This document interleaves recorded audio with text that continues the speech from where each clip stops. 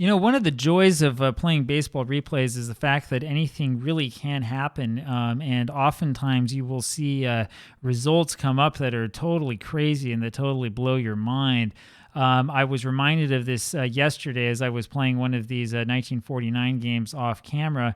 Thought I would share with you a little bit of sort of some of the surprising results that we're seeing here so far this season. I know I talked about the standings earlier. And you know as well as I do that the Pirates and the Giants are here fighting for first place in a real interesting National League race. The thing that you might not fully realize is just how poorly the Brooklyn Dodgers have been playing. They're 6-9. I looked it up in real life at this time after games on May 3rd. They were 7-7, so they were a little bit better in real life than they are here. But there's a lot of reason for worry, and the biggest one is that in real life they weren't 7 games out. The Pirates are playing really, really well and are racking up wins against teams that the Dodgers can't really beat. I'll show you here. So yesterday's game that got me to think about this was this one. This is this Reds-Dodgers game, one that I did write about, but it's going to take you probably a month and a half to read about on the blog. And I mean, the Dodgers got an early lead in this game. They were up 4-1 and then 4-2 after they gave up a run in the 4th inning. Ralph Branca was on the mound and he was pitching well up until the 9th inning, and then he just totally fell apart. I mean, what happened here to Branca is he gave up a leadoff triple, got a fly out to center field that didn't score the runner, and then gave up another triple. And by that point, I just couldn't stand it anymore. We put Palicia in, who is not exactly my choice for the reliever I really want to use on the Dodgers, but Erickson was out for whatever reason. Don't know if he was injured or back in the minors or what was going on. And Palicia just came in and gave up a single that made it a 4-3 game. So you have, a 4-4 game. That triple, of course, made it 4-3. The single made it 4-4. Gave up another single and then gave up a double, and now it was 6-4. And we had to put a different pitcher in again. In the end, the Dodgers did start to come back. I mean, Jackie Robinson had a triple to lead things off, and then he scored. Duke Snyder got on base as well with the score 6-5, but it was just a little bit too little too late as the next two batters grounded out. And that's just sort of the way it's been for the Dodgers for this entire season. I mean, Dodgers leave 10 men on base.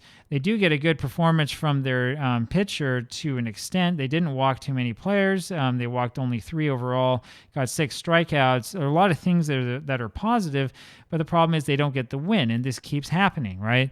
And you're losing a game here to the Cincinnati Reds, who improved to 4-10, right? They're one of the worst teams in the National League, and you still can't beat them. So we're going to take a quick look here over at what is happening with the Dodgers and this team. We'll look here really quickly at batting. I know this because I looked this up yesterday. So the Dodgers in real life had an average of about 270 or so. Their on-base percentage was around 350, 340, something 350. And their slugging percentage was also higher. So far in only 15 games, I know, so it's a small sample, but they're hitting 244 collectively with a 315 on base percentage, slugging 395. Now, they're on pace to hit more home runs than they did in real life, but these other power numbers, especially the triples, are down. They're just not getting the base hits that they should be getting. I didn't look so closely at stolen bases and runners caught stealing. I don't think that the problem is that the Dodgers are necessarily running themselves out of innings. I think rather the problem is that they're just not getting the base hits in the first place, right? And you have some people who are really underperforming, right? You just go down this list. I mean, Hodges hitting 263 is not great, but okay. Campanella hitting 222 is really, really not where he should be at. And then we have Pee Wee Reese hitting 212 and Carl Furillo hitting 193. Those are the two that really, really strike me as a little bit odd. Right. I mean, we have Rackley in there playing left field, who's hitting 343. I have him instead of Cal Abrams at the beginning of the season, and I'm going to play Rackley instead of Hermansky because we want to stay away from these guys who are really weak hitters. I thought that would improve the team, but I mean, this has just been totally ugly all down the line. Normally, I would expect Cox to be the problem and want to put Spider Jorgensen in there at third base instead, but Cox is hitting much better than him. I mean, I don't know. They just can't seem to buy base hits. And then the other problem that we have is we go back here over to the pitching. There we go, team pitching. And my apologies for this being so small. This is because Diamond Mine Baseball doesn't allow me to actually blow the screen up. There's nothing that you can do. There's nothing you can do to make any of the fonts bigger. It's an old piece of software. The Dodgers pitching is bad. The ERA overall is 5.08. I know we're not supposed to pay attention to ERA, right? The stats people told me you're supposed to look at FIP instead or some of the other analytical stats. But here, this is what the problem is. The problem is that the pitching sucks, right? The actual real life ERA for the Dodgers was something like 3.7 or something, and after the full season was done. They're just not getting guys out. They're not pitching that well. They're giving up more, let's see here, just a few more strikeouts than walks, but the walks are a little bit higher than they were in real life. Strikeouts are a little bit down from where they should be. Only 3 complete games despite 15 starts, which is also off the pace. They had something like 67 complete games, something like that in real life. That's where the problem's coming from. They get the starters out there and they get shelled, and then we got to take them out. Part of the problem I know is because Don Newcombe's not on the team yet. They've got to wait until mid-May for Don Newcombe to come, but at this rate, I don't know where they're going to be at in mid-May. Just going to take a quick look here and see if there's anything that's really all that interesting. We can look at the strike percentage, whatever.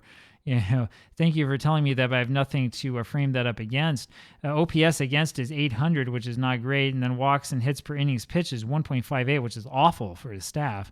That's definitely not where you want to see that number. And I mean, it's a problem. And as I said, the real problem, I believe, at least lies with the starting pitchers, who have only 6 quality starts. There has been 1 shutout, but giving up 4.2 runs a game. That's not really where you want it to be. The bullpen has been, I guess, okay, sort of mediocre. Again, as is normally the case when you're looking at secondary bullpen stats, you're not going to be able to figure out too much of what's going on. I didn't mean to exit the game there. Let me get us back into it. Anyway, that's a little glimpse as to what's happening overall with the Dodgers. I mean, we can take another look here really quick at batting and see if we can figure anything out there. In terms of like secondary statistics, I mean, 710, OPS is all right, though I suppose that's also worse than what happened in real life.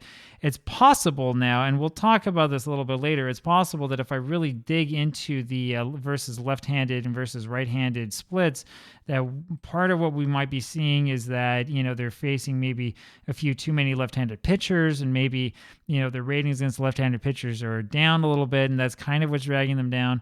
Though when I take a quick glance at this, that's not really what I'm seeing. What I'm seeing is that they're just not hitting well all around. Anyway, so that's kind of what's going on. That's kind of the problem that we're seeing in this season. Again, I know that everybody who has experience is going to say, look, it's only May 3rd. It's a little bit too early to say that this is a major problem. What I'm going to tell you, though, is that if the Brooklyn Dodgers do come back, it's going to have to be one heck of a comeback, since they're 7 games out this early in the season, and they just lost to one of the worst teams in the National League with the guy on the mound who really, at this moment, without Don Newcombe, is their ace starter. That is a sign that things are not going so well. They have to play Cincinnati again. That's what's going to happen on the 4th, and on the 5th, they're still at home at Ebbets, and then they play the Cubs. I'm going to tell you something here. This weekend series against the Cubs, if the Dodgers do not completely destroy the Cubs in that 2-game series, then they really have a problem. Next week, early starting Sunday, they're going to have to play against the Cardinals. And they don't want to be in a position where they have to get a whole bunch of games against the Cardinals to salvage the season early on. It is very possible, in other words, that the 1949 Dodgers in this replay might end up just totally puttering out, and it might be early June and they'll be out of it. And even then, I mean, if the rolls come their way, if the random numbers come their way, it'll be too late, especially if the Pirates and Giants keep playing like this. They build a big enough lead. It doesn't matter if you get a 10 or 12 or 19 game winning streak, it's not going to be enough. Now, one of the reasons why I bring this up and make a big deal out of it is because the 1949 Dodgers are actually one of the best teams in baseball history. This is something that a lot of people forget about, a lot of people kind of ignore. We talk a lot about that string between probably about 1949, about 1956 or so in terms of the Dodgers playing well. A lot of people will point to the 53 team that won more games in the National League, but when you look at it in terms of what we call the domination index, or what Nair and Epstein called the SD score, you'll see that it's actually this 49 team that ranks higher than the other teams that are close to it, the other Dodger teams. This team is the 28th best team in the 20th century in terms of domination index score per their book. I know that that is largely because of the offense. If the offense is not working the way that it's going on here, it's very possible that this replay team will be nowhere close to that in the replay, and we can point to that as the real reason for their failure. It'll be fun. It'll be interesting to see what happens, but I'm going to tell you this, the 49 Dodgers are not going to suddenly turn around and run away with this pennant race. That's not going to happen. They can nuke him in. They're going to get, better pitching, but they have to wake up this lineup somehow, and they better pray that the warm weather helps them open things up. Anyway, that's it for me. I will talk with you tomorrow. See you then. Bye.